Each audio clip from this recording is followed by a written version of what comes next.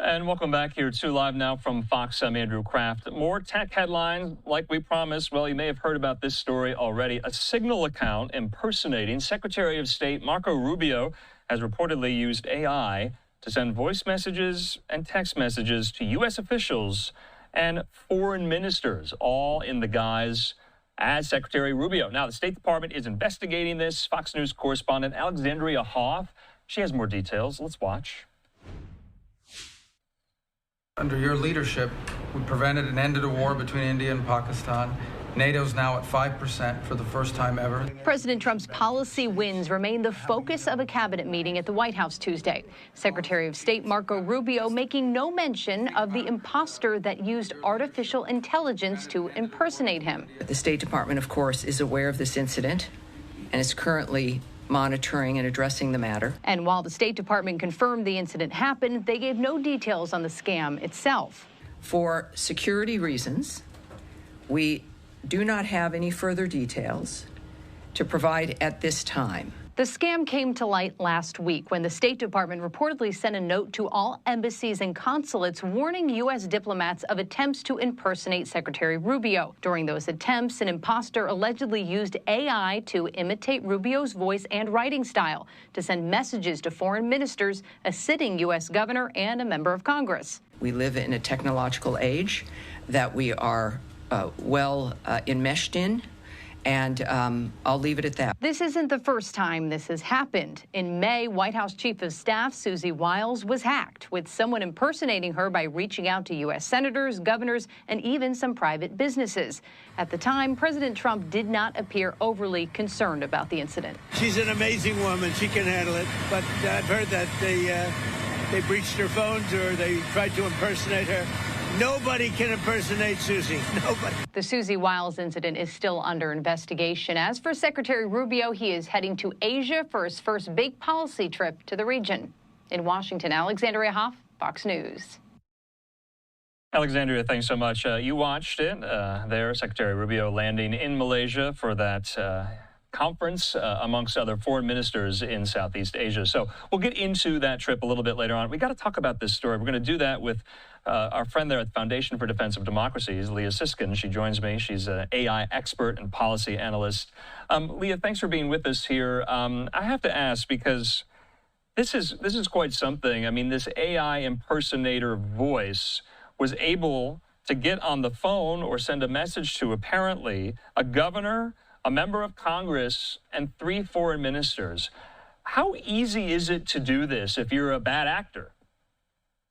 Unfortunately, it's quite easy. Many of us have seen the proliferation of deepfake videos, and often those are a bit rougher, and it's easier to spot that those have been created artificially. However, with deepfake audio, it's much simpler, and there are already tools online that are free and extremely user-friendly that just about anyone can use. And all you really need is about 30 seconds of a recording of someone's voice in order to make a pretty convincing deepfake audio clip. I mean, that's kind of a scary data point in and of itself here. So we just want to play this. This is more sound from Tammy Bruce. She's the spokesperson, of course, at the State Department. The State Department now investigating this episode. This is how she was responding to questions from reporters at the briefing yesterday. Let's watch. The State Department, of course, is aware of this incident and is currently monitoring and addressing the matter. The department takes seriously its responsibility to safeguard its information and continuously take steps to improve the department's cybersecurity posture to prevent future incidents. For security reasons, we do not have any further details to provide at this time. The State Department, of course, when we think about the reports that have occurred, and the details that we would like to provide become problematic, obviously, when it comes to investigations and the nature of the actions that we're taking. So that's what I have for you right now. This, of course, is the State Department. It's the United States government. We live in a technological age that we are well enmeshed in, and I'll leave it at that. But when there is something to report, everyone here will hear it first. Can you say whether it was discovered by state or by another government agency or by an outside cannot go into provider? any details regarding discovery or the actions that have been or are being taken or will be taken. But it will be something that you will hear.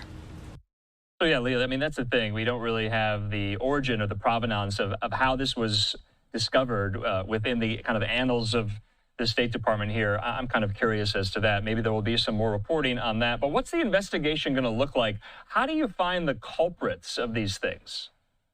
That's a really good question. And there's so much at stake here because we know that diplomacy is built on trust and communications. And so using one wrong word could potentially destabilize negotiations that are months in the making or derail a fragile relationship or worst case scenario, spark some kind of diplomatic crisis. So making sure that you get it right when it comes to diplomatic communications is critical. It's going to be, I don't know what's happening behind the scenes at State Department, but I can tell you it's going to be very challenging to figure out the source. I mean, Leah, obviously, you know, a lot of people get duped by AI, deep fakes, video and audio. I consider myself extremely digitally savvy. I think you would say the same. But this isn't, say, your grandparents getting a phone call or a text message that's fake, that's an impersonator. This is under the guise of the Secretary of State, Marco Rubio's voice or his words or texts going out to very important people. And unless you're not extremely discerning, I'm giving a lot of these people the benefit of the doubt that they are, but if you're not, to your point, this could present a whole host of problems geopolitically, diplomatically, right? Am I taking it too far? Am I being hyperbolic or not? Absolutely not. I think this is one of the most serious uses of malicious uses of AI deepfakes that we have seen thus far.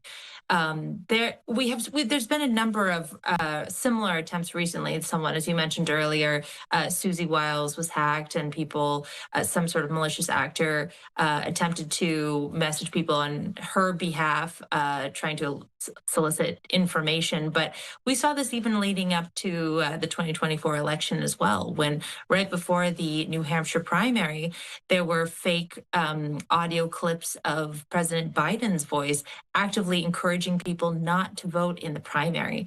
So as you can see, it's being used in really nefarious, dangerous ways. Yeah, we did a lot of stories about that at the time, what happened in New Hampshire with those robocalls and the company that was ultimately held responsible. I think the founder had to pay a fine, maybe even serve some jail time. It was extremely serious at the time because, as you know, maybe our viewers forget, Joe Biden was not on the ballot for the Democratic presidential primary there in New Hampshire. And so it had some type of political effect there in the Granite State. So we're seeing these impacts, these effects play out with AI. We just did a segment on NVIDIA's market cap now. They're worth $4 trillion. We just did a segment on the fact that Grok 4.0 on X last night, you could argue, went pretty haywire and berserk with some of these anti-Semitic comments being prompted there in the AI chat feature on X. And so are we ready? We being the U.S. government, relevant authorities, are they ready to confront this? I think we're at kind of a critical inflection point. As you know, the AI restriction moratorium was taken out of the big beautiful bill in the end because I'm afraid this is just too controversial at this point. And I think lawmakers could see that states need to be laboratories of experimentation here when it comes to AI, and they have different values that they want to make sure that are represented in AI development. So I think, like I said, this is a critical point right now in determining what sort of guardrails we need going forward. And I got to ask this, odds it happens again? Well, I have to say, there are some lessons to be learned here and some fixes that we can probably implement going forward. For starters, this administration have shown that they're very comfortable communicating over consumer-grade comms apps like Signal and WhatsApp. And I'm afraid that people are having a false sense of confidence in these apps. Signal, for example, is encrypted, but that doesn't mean that they verify identification. And so the imposter who was posing as Secretary Rubio was able to pretty easily spin up a fake account with marco.rubio@state.gov and use that as a jumping off point to contact people. Because they are not verifying identity through Signal, people should not take that for granted. If officials get a message from a senior leader in the U.S. government on a platform like Signal, they should perhaps, and especially a request of quick action or needing information, and it seems a bit unusual. They might take that opportunity to assess the context of this ask and suggest, this seems like a pretty important ask. Perhaps we move this to high side comms, and just take a moment to verify that you're talking to whom you think you're talking to. All right, Leah Siskind there. It's a brave new world. We'll rely on you to help us make sense of it. Thanks so much. Have a good night. Thank you, you too.